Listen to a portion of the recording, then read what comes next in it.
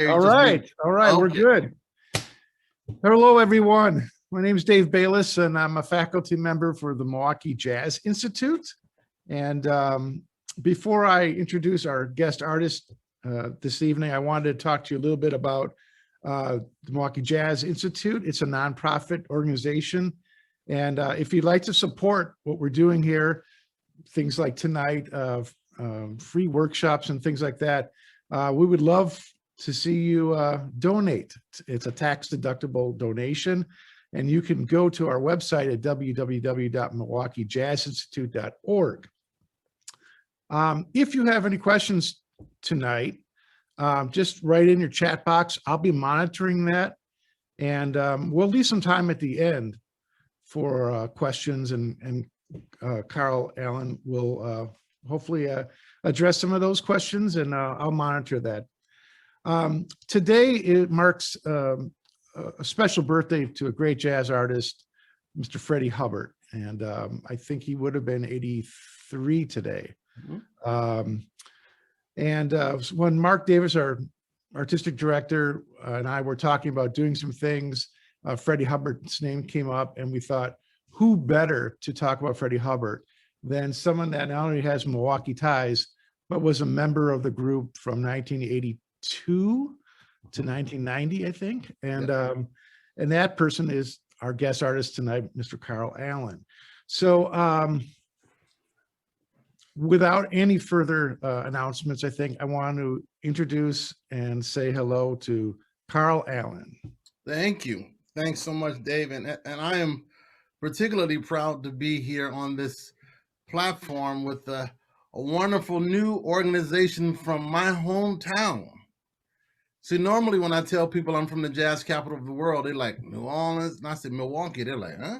But see, I can say that to you guys, and you guys know what I'm talking about. So I got two questions for you, Mr. Bayles.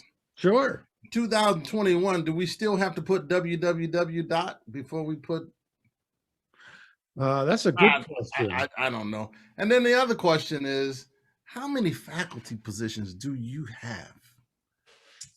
Now, you might have to use the other hand to count, right? Just one. Oh, okay. Just one important one. Yeah. I got it. Okay. This one tonight. All right. Okay. All right. So if people are trying to figure out why stuff is so casual and so silly, it's because Dave and I go back a long, long time, and we're really good friends, and we have a couple of inside jokes and all of that. So you might see some silliness. So forgive us. We haven't completely lost our mind, so in case you're wondering. So yes, we're celebrating Mr. Freddie Hubbard. And I have to tell you, and Dave, I'm going to take my lead from you, but I have to tell you, it just occurred to me, although I've shared this story many times, that although I met Freddie in New York, the first time he actually heard me was in Milwaukee. So I met him in New York, and then it was like the following year when I was back home over the summer, playing at the Bombay Bicycle Room inside the Mark Plaza with Gerald Cannon, Penny Goodwin, and Freddie was staying at the hotel unbeknownst to me, and came into the club or to the bar, and then we talked, and then he came back again a month later, which I always found very interesting because, as many of you all may or may not know, but no one comes to Milwaukee twice in a month to play. So I found that to be pretty special.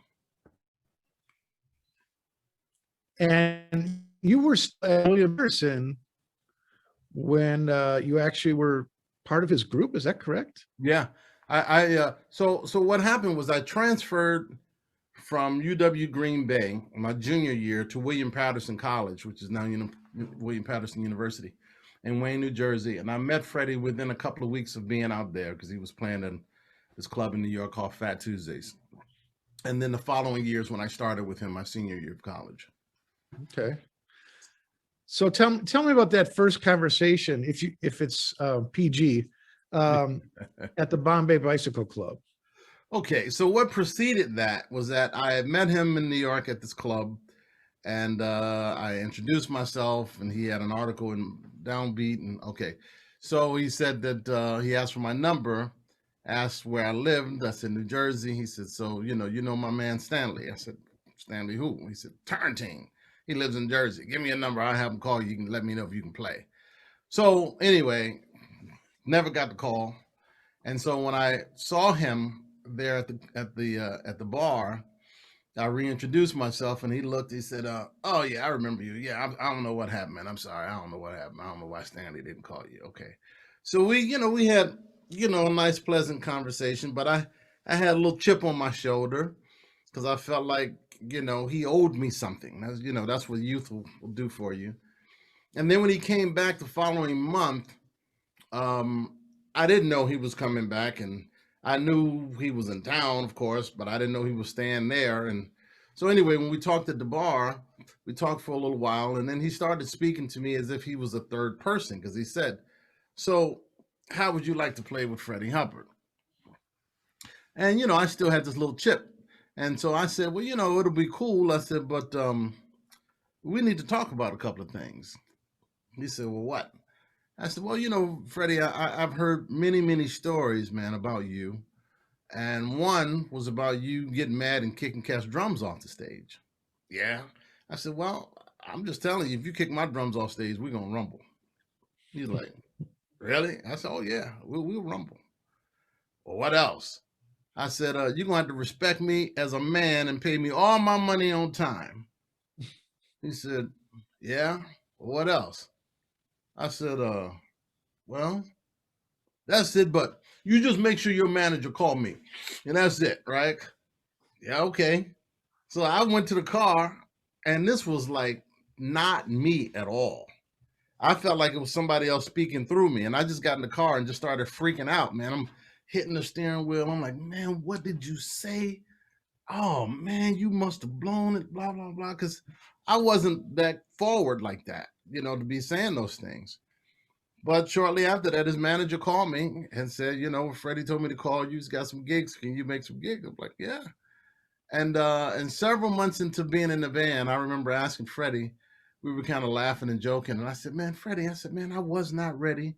Probably still not ready, but why did you offer me the gig?" Because there was really no audition.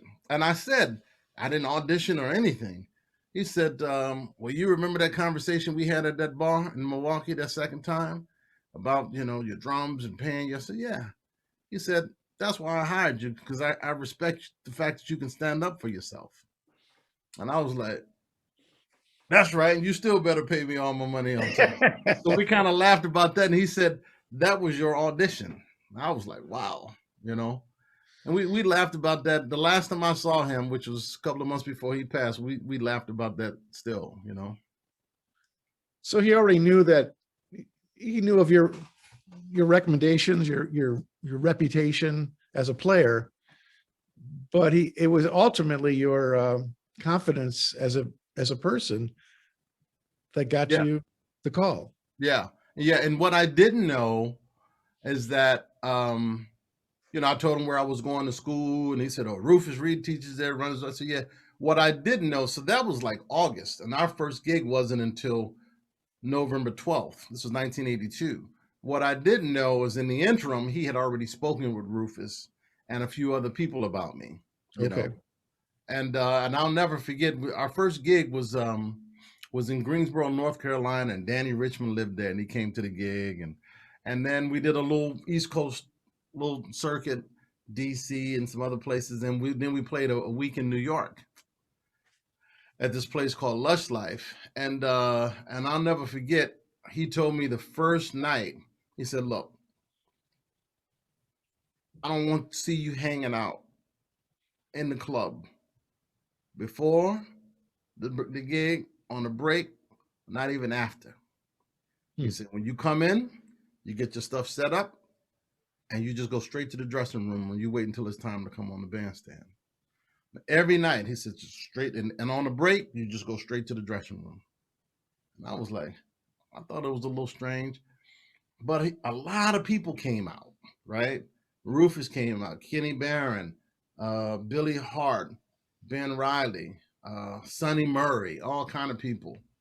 And it was months later that he mentioned to me. He said, man, you know why I had you stay in the dressing room? I said, no. He said, man, because word had gotten out that I had just gotten this new young boy to play drums with me, and people were trying to figure out who the hell you were and how did you get the gig. He said, and this is New York. And all those cats, a lot of cats were coming down there to mess with your head. You know, he says, and I didn't want that to happen. So I just made you stay in the dressing room. And I was like, wow, you know, but he was just being protective, you know? Sure. It seems that there's a lot of lessons that, the great musicians show the next generation without really knowing it's a lesson. Yeah. Yeah.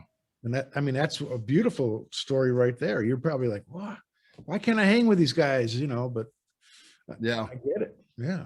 But Dave, I mean, and after we've, you and I both have been around the block a couple of times, and you've seen a lot, and you've been around a lot of the musicians of that level, and you start to, after a while, you don't understand it in the beginning, but after a while, you start to understand there's a rites of passage you got to go through, and this is a social music, and you have to be accepted. I remember Max Roach once told me, and Philly Joe also told me, and Art Blakey, although you play drums, that don't necessarily make you one of us. He said, you got to be accepted into this community.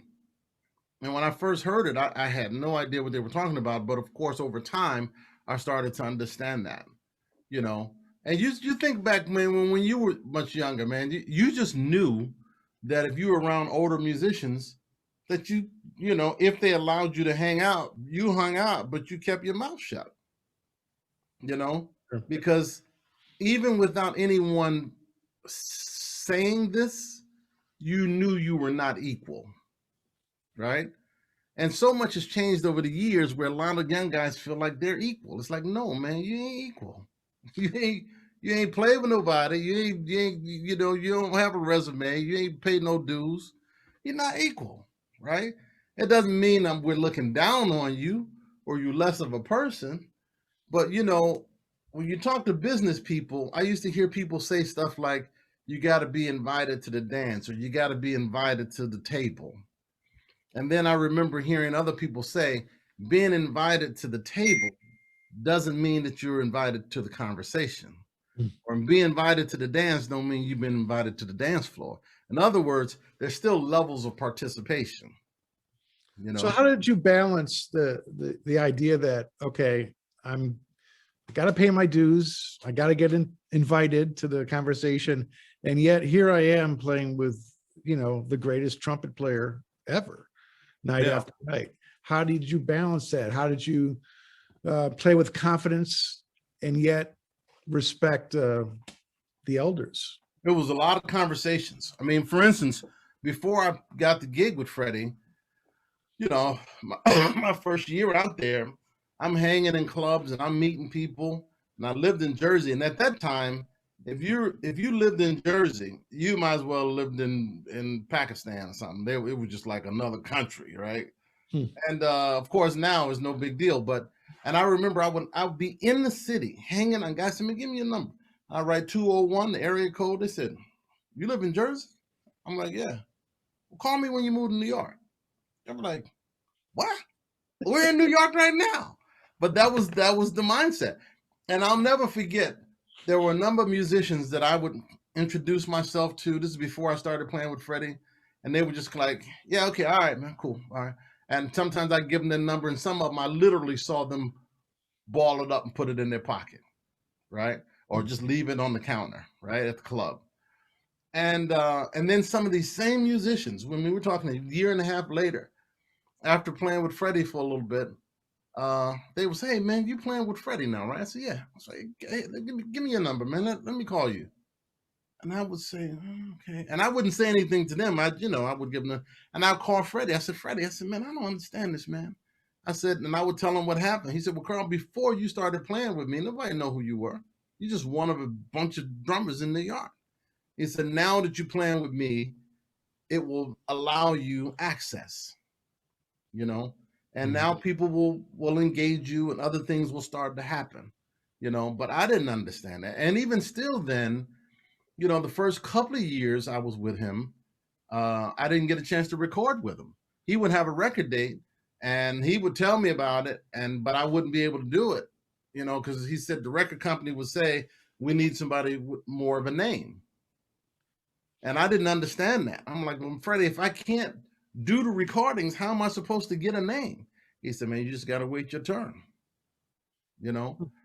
And so much of that I started to understand as time passed, but it was a lot of that. And then in terms of the confidence, again, it took about a year and a half for me to really feel like I had the gig, right? Because especially whenever I would play New York, because everybody would come sit in. Art, Higgins, Elvin, Max, Roy, AT.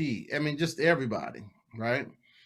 And one time I was having a conversation and I said, Hub, um, it's funny because I call him Freddie more since he's passed. I never called him Freddie. I was always Hub. I said, but Hub, I said, listen, man, I said, I just, because it was in my head, all of these drummers who he had played with, right? And it was kind of, every time we would play, it would kind of mess with me because I'm thinking he's thinking about them. And, if I'm playing Hub tones or if I'm playing one of these tunes he recorded, or Clifford Jarvis played it this way or Philly Joe played it that way. And so I said to him one time, I said, man, I said, Freddie, I said, man, I'm just, you played with Philly Joe, and I named all these drummers, man. I said, and I kept, because I would keep asking him, and it was kind of pissing him off. Like, well, why did you call me for the gig? Oh, because you play with all these people. And finally, he just looked at me and he said, you know what, Carl? I do have all of their numbers still. And that was his way of saying, if you keep asking me, I'll make one of those phone calls. And so I got it, because one of the things that I learned from hanging with that generation of musicians, specifically guys that played with Art, and Art Blakey was this way, and a lot of guys who played with Art was a similar way. They would speak in kind of these cryptic terms, like they wouldn't just be very explicit. They would just put a little bit out there and you had to figure it out, and a lot of my initial conversations with Art Blakey wasn't really conversations, it was comments that he would give me. And I remember Freddie used to tell me, you can't ask him what he means. Like I was playing this club once and he walked past the drums because the drums were right next to the bathroom where the stage was set up at Sweet Basil's. And, and he whispers in my ear while I'm playing, your bass drum's not breathing. And then he just go into the bathroom. And I'm sitting there looking like, how the hell does bass drum breathe, right? But it was my job to figure it out. If you ask, what did that mean? That for them was code for you're looking for a shortcut. And if you're looking for a shortcut, you will basically be dismissed. Because that would tell them you're not serious. You're just trying to get to the front of the line quick. It's like, no, man, you're going to have to figure this stuff out, Wow. Yeah. So that was part of paying dues. A few weeks ago, I did a little workshop on Roy Haynes. It was his birthday, and I interviewed, oh my gosh, John Sullivan. Mm-hmm. And I asked John, I said, when you were playing with Roy, did he give you musical direction? And it was interesting. He said, not really, I guess. And I kind of hear that he said, look, Freddie Hubbard said some things to you, but it was your job to figure out what he meant so that, you weren't being, exactly told. You had to find your way, like you said. And it's a very different way than today, I think. Yeah. Yeah. Well, I think one of the reasons it's different now is because maybe a lot of the younger musicians are not exposed to as much. But, with Freddie, one of the greatest gifts that he gave me, which I didn't understand until years later, was the gift to be able to explore without the fear of being ridiculed. That's powerful, right? I mean, if I played something that didn't work, like a groove or something like that, it didn't work, he never curse me out or like, man, that's sad. He'd just be like, try something different. And the first time he said that, and he didn't tell me that many times, but the first time he said it, I knew immediately what he meant. It was just like, okay, you're trying to figure some stuff out. And then later I would say, we talk about it. He said, well, I'm never going to tell you to not do something, because it's not like that thing is a wrong or a bad thing. It may not have just worked for that moment, and then you can use it for something else. He said, but for this thing, that what you did won't work. Interesting. And so I think we've been paralyzed by the thought of making a mistake. And those guys, I don't think they were paralyzed by the thought of making a mistake.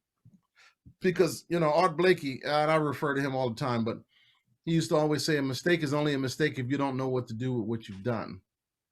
And if you listen to jazz records, like I see Nuke's Time right there behind you, if you listen to jazz records, they're full of mistakes. We don't recognize them as mistakes because they found something creative to do with it. Why is that so much more difficult now? Well, it could be a myriad of reasons. I think one of the reasons is because in order to be able to do that, you have to be engaged in the moment while it's happening, right? And if you think about the average young player, so many, at least a lot of people that I've encountered, they're so distracted while they're playing. They have no clue of what they're doing, what they've just done. It's like they're thinking about sending a text, they're thinking about the Instagram post, all kinds. It's like, no, man, let's just focus on the music. When I do clinics, there are a couple of questions that I've been routinely asking for the past couple of years. One, especially high school kids, I'll say, tell me the last time you had a 30-minute conversation with someone face to face and neither one of you picked up your cell phone. Probably 95% of them tell me they've never had that. That's incredible. Yeah. We're only talking about 30 minutes. So they haven't listened to Live at the Village Vanguard all the way through John Coltrane, right?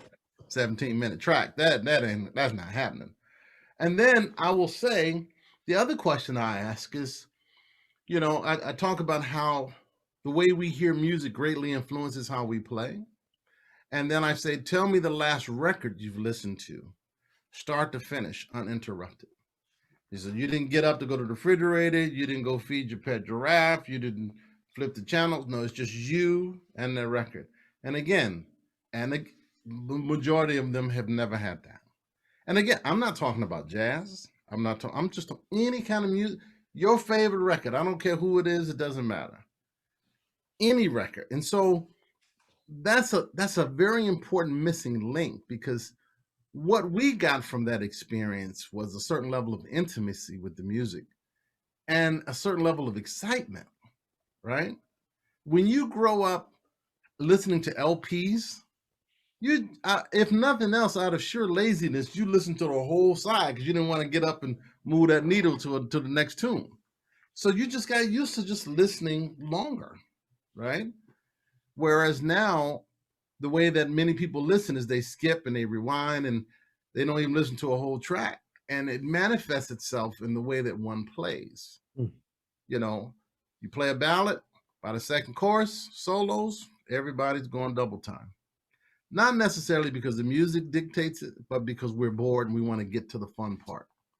Same thing we play in 2. Second chorus, we're going to 4. Did someone suggest playing in 4? Nope. I'm just bored, so I'm going to 4. Right?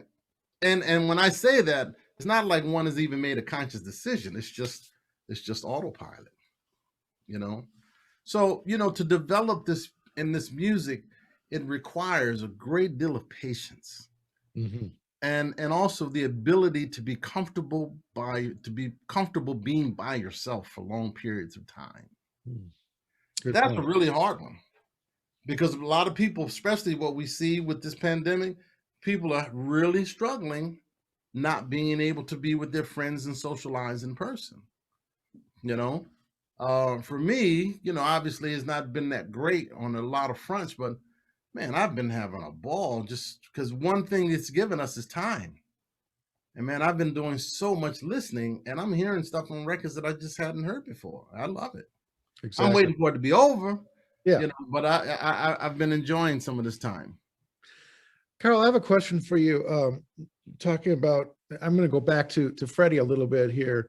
The two records that were very close in time of recording, Double Take and Eternal Triangle, Life Flight. Life Flight, yeah. Yeah. Two very different records. Yeah. But I think I'd like to hear a little bit about what it was like to go into the recording studio with Freddie Hubbard. What was it like? And maybe if you even want to talk in general, what it's like today. If it, there's might be some, I'm sure there's some differences, but your first record, 1985, right? Yeah. 2 days in the recording studio with Kenny Garrett, Mulgrew Miller, Cecil McBee, Woody Shaw. And Woody Shaw, of course. Yeah.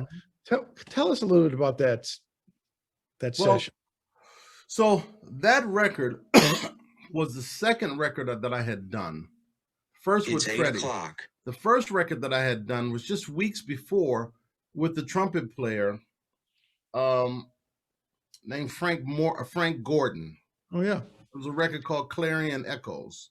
And so, but with the record with Freddie, I'll tell you, even before we got to the studio, that first rehearsal, I'll never forget it. And I don't know if anyone has a tape of this or not. Kenny and I still talk about this. So we're in the rehearsal, and everybody's just, Freddie and Woody hadn't seen each other in a while. They just joking and laughing and telling stories and whatever. And guys are getting set up, and we just kind of fiddling around, just sitting waiting for them, to be ready. And Freddie and Woody just started noodling, and then they started going back and forth noodling. And then it occurred to the rhythm section at the same time, are they playing a blues? So we join in, just start playing. With no chart or this is the tune we're playing. We just started playing. And within two choruses, the rhythm section, we were lost. And we were all sitting there like, we could not believe what we were hearing. It was just at that level, right? And okay, and so then I remember when we go into the studio, it was just, you got to understand, well, I'm sure you do understand, trumpet players by nature are very competitive. But Freddie and Woody had so much love for each other. And they were just, and it was a bit nerve-wracking, man, just because at that point, Woody still had some vision, so he could still see. But the takes, there were a couple of moments, and people asked me about this time where Freddie felt like Woody may have taken a better solo, and Freddie would stop the take because he said he didn't want Woody to have a better solo on the record than him, And now I'll tell you, there were the difference between this one and the second one, Eternal Triangle, which is about 2 years later, was night and day, right? Different bass player. Ray Drummond played bass on there, but Woody at that time was just about completely blind. And I'll never forget, man. There was a really funny and heartwarming moment. We were rehearsing a take, and they were rehearsing their lines rather.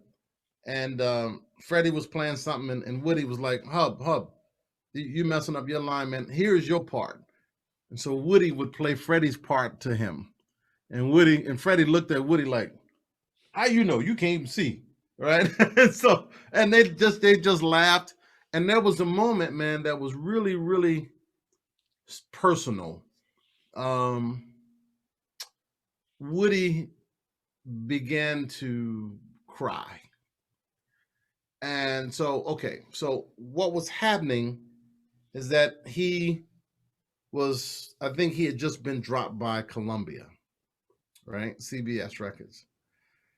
And Freddie was explaining to Woody the history of CBS Records with trumpet players. And he said, man, they're not like Blue Note. With Blue Note, Blue Note, I have 5 trumpet players on there, 5 tenor players. It don't matter. He said, Columbia, they only want one of each. And then he talked about how it was Miles, then it was Donald Byrd, and then it was Freddie, and then Woody. And one of the reasons why Woody had gotten dropped because they had just signed Wynton.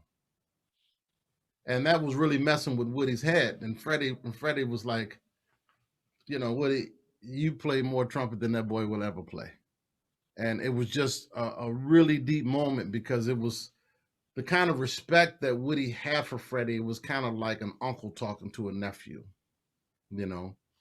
And it was a really, as I think back on it, it was really, I don't know, for some reason I remember dates and I remember numbers and these things, maybe I make more out of it than I should. But so when I joined Freddie was 44, right? When Woody died, he was 44, right? Wow. And so when I think about that, I said, Woody was young, but he had such a tragic end to his life. But there were some moments in that session, man, that were just so special because they loved each other so much, man. And then going on tour with them was really, really special too, But one of the lessons that I learned was just is that every take could be the take, And Freddie told me early on, like during the first session, a funny story about how he did a record date. He got called to do a record date just to play solos. He used to do that a lot. He's not playing parts. He's just taking solos, stuff with Billy Joel and all other people, right? But he gotten called from Basie to just take some solos on the record. And Freddie lived in LA. They flew him to New York, and he's like, I'm gonna hang out the night before and have a good time. And so he shows up at the studio after hanging out all night. He gets to New York the day before the session. So he's hanging, he's having a good time. And, the session was like 9, 10 o'clock in the morning, right? Anytime I recorded with Freddie, you're not in there before 11 or 12, right? So they do a take. And Freddie hadn't warmed up. And Freddie said, yeah, my chops were a little tired. I hadn't warmed up. So we did the take. It was all right. So then I go to Basie. I said, so Basie was like, okay, that's cool. Let's go on to the next one. And he said, Basie, listen, I need to do another take. And he said, Basie looked at him and said, for what? He said, I didn't like my solo. He said, you didn't like your solo? He said, no. He said, Freddie, this is my record date. I only do one take. Next tune. So Freddie said, hold on a minute. Freddie said he went to the bathroom and washed his face. He said, man, I had to wake up because Basie was not doing second takes. I was like, wow. Just a different culture, man. Just a different time. Amazing. So how did you become, or how did the position evolve where you were Freddie Hubbard's musical director? Well, it really came from just trust, because what I found out after a while, Freddie had like 2 bands, right? He had the East Coast band, he had the West Coast band. And that was just to save money, right? So, but he would always forget what tunes he played with which band. The West Coast band was playing more of the funk stuff, right? Because he said they couldn't swing. And then we were playing more the straight ahead stuff, right? But Freddie's mindset was, in my 8 years with Freddie, the only time I ever got a piece of paper was for a recording session. Not even for my first gig. You never got a set list. You never got a tune list of tunes to learn, right? And again, not even before my first gig. So the way you did it, you just call people who was playing with them, or you just buy every record and just learn everything. And so I became the MD because I've become the road manager kind of by default, because I was the baby in the band and the only one who didn't hang out and all of this stuff. And so, I was the one he felt like he could trust with the money, and, we're going from one gig to the next. So I collect the money and pay the band, blah, blah, blah. So, but then because of I was the kind of the only consistent one, between, the 2 bands, I had to learn all of the music. And so he would be very often would say, you know, well, who can we get for this and who can we get for that? And so it was kind of like my job to hire guys and unfortunately fire guys, you know, because I was hiring friends of mine, you know, sometimes. And then the worst part, when I'm having to fire somebody who is like my elder who's been out here for a while, you know. Um, but, you know, here's the other thing. You know, Freddie didn't allow music on the bandstand. And his mindset was if you play a song with him one time, you better never forget it. Hmm. And there were a few times where Kath couldn't remember a tune. And after the set, he just looked at me, he said, send him home. I was like, Wow. dang. It's like, ain't no do-overs. And I remember I talked to him because the one time he did it and I thought it was a little harsh, a little unfair. And he said, hey, man, I'm not paying people to forget. He said, you think people come to hear me play? You think people in the audience want to hear me not remember skydive, first light? I got to remember. I'm paying people, they better remember. I was like, okay, end of discussion. And it taught me a really valuable lesson about how you have to develop that level of relationship with the music. Now, how did you, I mean, you learned all his book before you played with him or as you were playing with him, or how did that work? No, because before the first gig, so I get the call in August, but of course, or like early September, but the first gig wasn't till November 12th, as I said. And I asked the manager, I said, you're going to send me some music? Because at this time, there's no PDFs, no MP3, it didn't exist. And he said, am I going to do what? I said, are you sending me music? He said, send you music for what? I said, I don't know what tunes we're going to play. He said, okay, well, but talk to Freddie. And so when I asked Freddie just dismissed it. I said, you're going to send me music? He said, do you want the gig or not? I said, well, yeah. He said, well, figure it out. And I was like, how do you figure it out when you don't know what to figure out? So I just bought all of the records that I could find. And I'll never forget the very first gig, there was a little bit of a sound check and a very, very short rehearsal. I mean, maybe 30 minutes. And I remember him cursing the band out because he said, okay, if y'all don't get this music together by tonight, by the time we get to New York, y'all fired. He said, this young boy here, this is his first time on the gig and he knows all the music. And they looking at me like they were ready to kill me. I was like, you know, but Freddie was like, that was not even talked about. You just figure it out, you know. And then as time went on, I would talk to other guys who had played with Freddie, and they would say, "Oh yeah, well he does this tune. He'll like, you know." I've told a story many times, man. Of one time we were playing in Chicago at the showcase, and to do a Sunday matinee, probably not a great idea for Freddie, because that means Sunday follows Saturday. What happens on Saturday? Well, you know, he's having a good time at night, right? And so you can't sleep till 6 o'clock so we can play at 8 o'clock. You know, you got to get up. So we come down.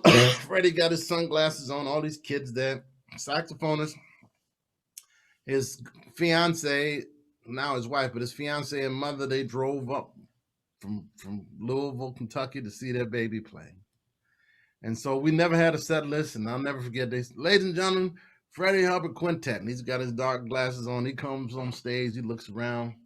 You know, he's messing with his valves. Carl, what do you feel like? I said, I don't know, whatever you got. Quasimodo. 1, 2. Saxophone player. So, Freddie, hold on. I don't, man, we haven't played that in a while. I don't know if I remember that. And Freddie took his glasses off. He said, what? You said you don't want to play that. No, I just said, I don't know if I remember that. And as you remember, the showcase was inside the Blackstone Hotel. Yeah, right. So Freddie said, get your so-and-so off the stage. You go up to your room and do not come back until you know that song. Quasimodo. We play Quasimodo. So now here we are. We played the whole set. First light. We're playing the last tune of the set. We're in the middle of the tune. He looks over and he sees the saxophone player standing on the side of the stage.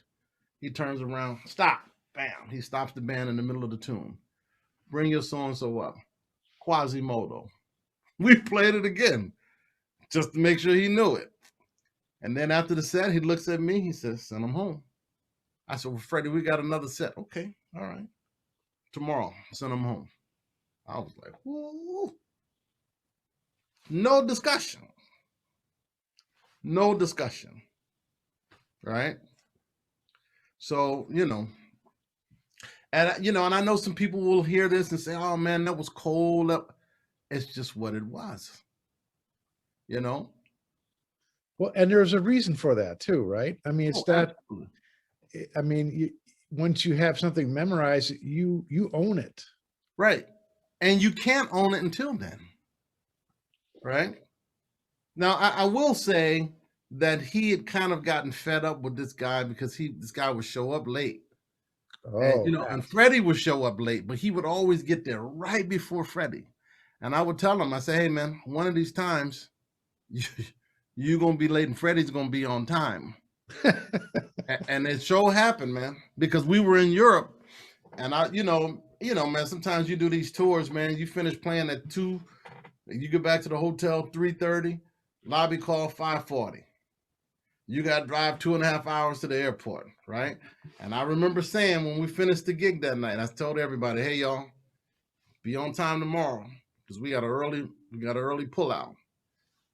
So Freddie's on time because he ain't been to sleep, right? Because we had only had like an hour and a half back at the hotel. So Freddie looked around. He says it was time to roll. He says, "What are we waiting for?" I said, "Well, so-and-so's not." He said, "Man, F him, man. This is my band. Let's go." And I'll never forget, I think it was about a 3-hour ride to the airport. We get there, we get checked in. About 40 minutes later, I see the saxophone player. He's pulling his luggage and got his horns and he's fuming. And as soon as he sees me, I can tell he wanted to say something. I said, "Don't say a word. Don't say a word." Freddie left. We left him right there. And so he ended up making the flight. It's a good thing it's not like it is now because it would, anyway, that's, but well, it's those kinds of things though, going through that you started to understand you got to respect the band leader. You got to respect the band. You got to respect the rules of the band. And a lot goes into that. And not just the music, right? For instance, you learn, and no one told you this, but you just learn from watching that you follow the leader when it comes to certain things. Specifically, Freddie coming on the bandstand, he got a suit and tie on, right? You better not come up on the bandstand with a t-shirt and jeans on, right? Because you're representing the band leader, and you have enough experiences where people say, "Well, if you're out of line, they may not remember your name. They will just say, 'Oh, Freddie's drummer,' or 'Freddie's piano player,' or 'Benny's bass player,' and then they look bad, right. So, and even to this day, there are musicians that I love them personally. I even love the way they play, but not in a million years will I call them for a gig. Because I don't know how they're going to dress. I don't know if they're going to be on time. I don't know if they're going to have too much to drink on the gig, right? And it's just too much other stuff to worry about with the music to have to worry about that stuff, right? And that's something I didn't understand early either, because when I first came to New York, I would see great musicians, man. I mean, really could play. Never had any gigs. Then I saw other guys who were just not really as great as some of the other guys, but they're working all the time. And it was because of those other social issues that some people had together and some people didn't, Carl, you've been on over 200 recordings. Has there been any other leaders that have been like Freddie Hubbard in terms of all these little lessons that you just told us about and the vibe, and anybody like that? Well, not exactly, but I always say that when you see someone who's been around for a while, okay, if you look at me, I am a total sum of Freddie, Jackie McLean, Benny Golson, Billy Taylor, JJ, Dizzy, Lena Horne, all of the different people that I've played with, because there are things that they taught me that I still hold to this day. When I played with Billy Taylor, my first rehearsal, we rehearsed for 30 minutes how to walk on and off the stage. They ain't played a note.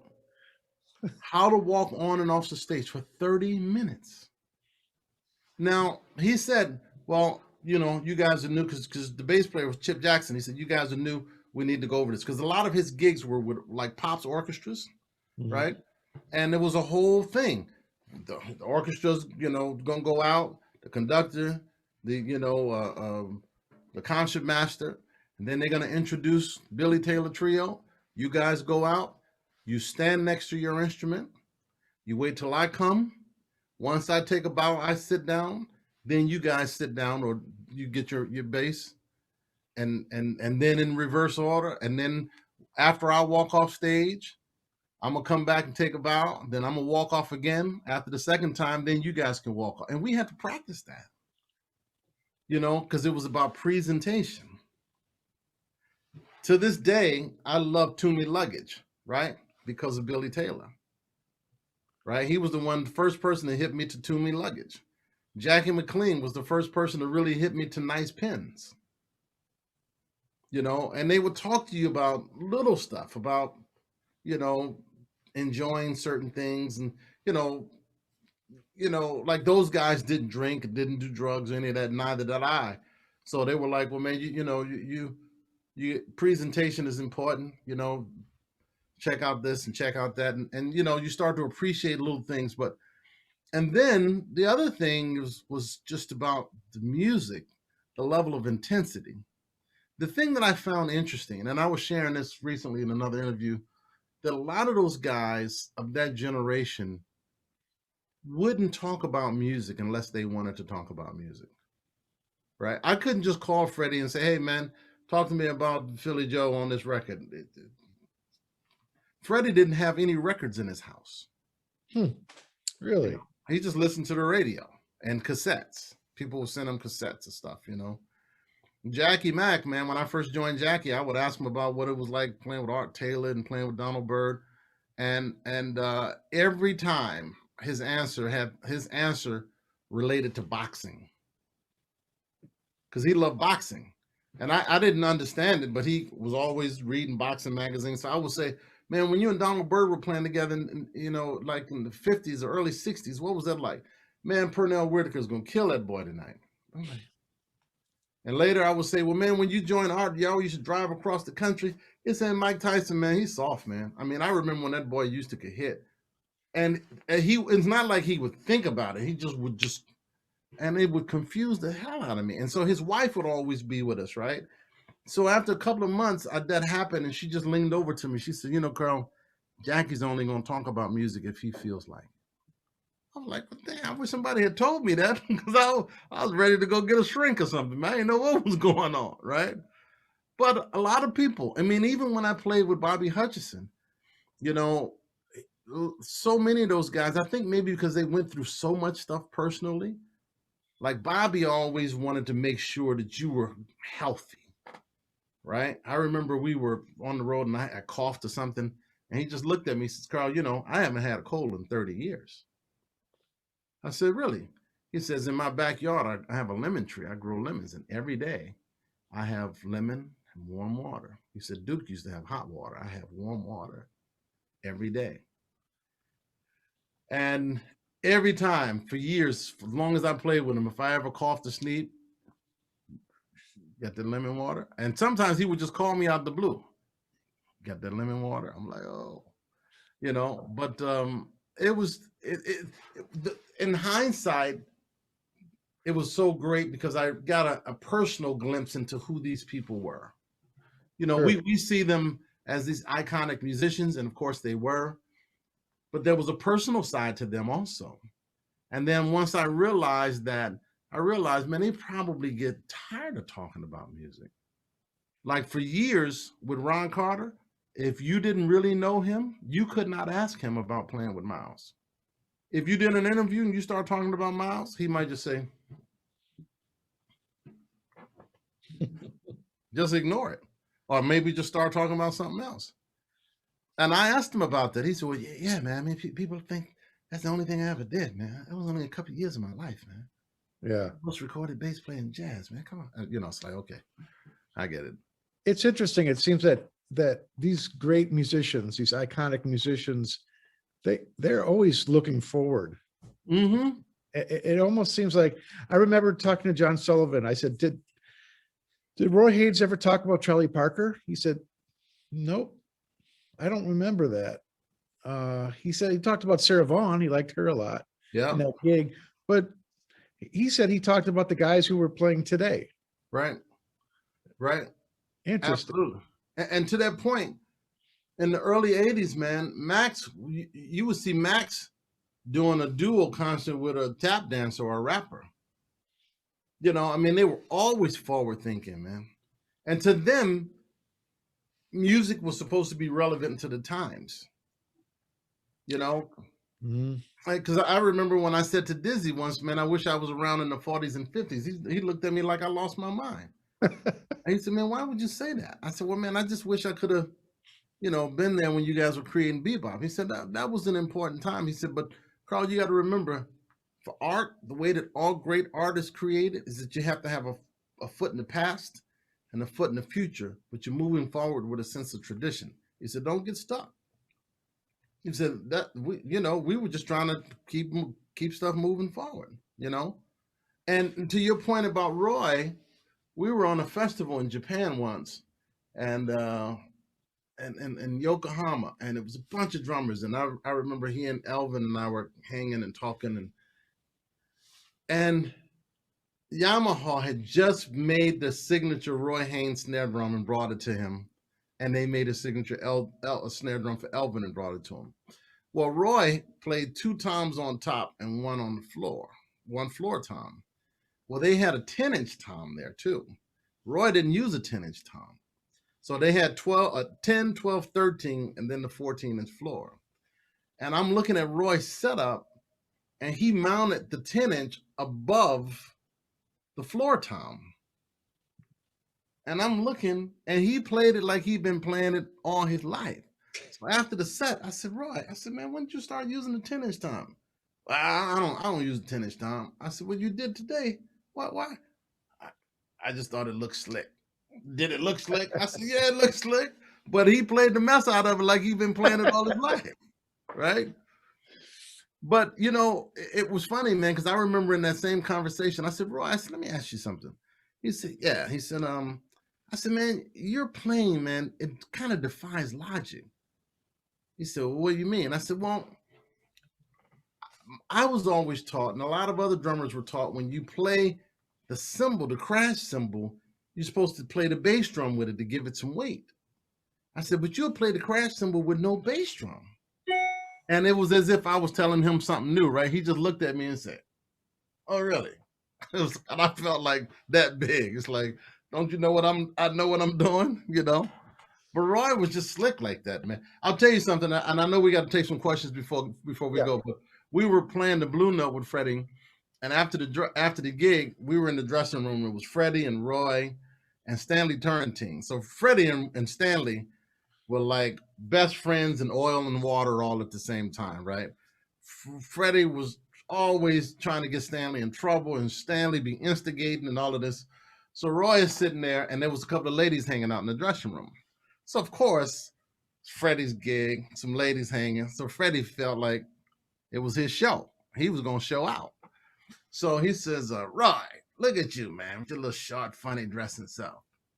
So Stanley's like, you know, Roy's nickname is Hagness. Hagness, I know you ain't gonna take that from pub, man. Come on. And you know, and Roy just sitting there drinking. He said, that's all right. He said, you know what, man? Roy, I can never play with you, man. You got a funny beat. So Stanley was like, a funny beat? Oh, Hagness, you ain't gonna take that. So Roy said, I got a funny beat, huh? Yeah, you got a funny beat. Look at them funny clothes you got on. So Roy's like, that's funny, huh? You say you can't play with me because I got a funny beat. Bird didn't have no problems. Prez didn't have no problems. Mary Lou Williams didn't have no problem. And he just kept going down. And every time he would mention a name, Stanley be like, ooh, ooh, ooh, get out my dressing room. Get out. And boy, it was, I laughed so hard, boy, I thought I was going to fall out. And Roy just sat there with his legs crossed, drinking slow, and just, boy, it was great. It was amazing. Don't you wish you just had those cameras back then? Woo, boy. And so Freddie was mad because he felt like he was getting shown up and being embarrassed in front of these ladies, you know. It was hilarious. I have been looking at the chats, but I don't see a lot of questions, which means they're enjoying your talk. And is that what that means? I think so. I see Eric on there. Happy birthday to Eric. This is his birthday today too. It is not, is it? Yeah. How come I didn't know that? He said you owe him a cake. Hey, real quick, Carl, I want to, I don't think, I mean, people do know you as a player, but also as a terrific educator. And you have some exciting news. Yes. That's come up recently, and I think it's worth mentioning. Yeah, so I've just accepted the position as the endowed chair of jazz studies at UMKC, University of Missouri, Kansas City. So I'll start there in August. And I'm really, really excited. You know, I was at Juilliard for 12 years and the last 6 as artistic director, and got out and kind of didn't want to deal with that for a while. And for the past couple of years, I've been trying to keep my eyes open. And this it felt right on so many different levels, you know, so many different levels. And so I'm really, really excited about it. And,